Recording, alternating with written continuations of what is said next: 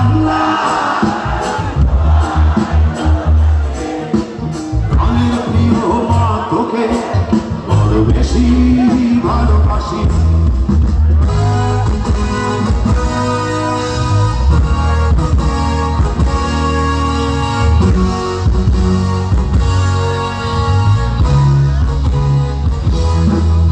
তুমি কবি নজরুলের বিদ্রোহী কবিতা উন্নত নরসিংহ, তুমি রক্তের কালিতে লেখা নাম সাত শ্রেষ্ঠ গীত।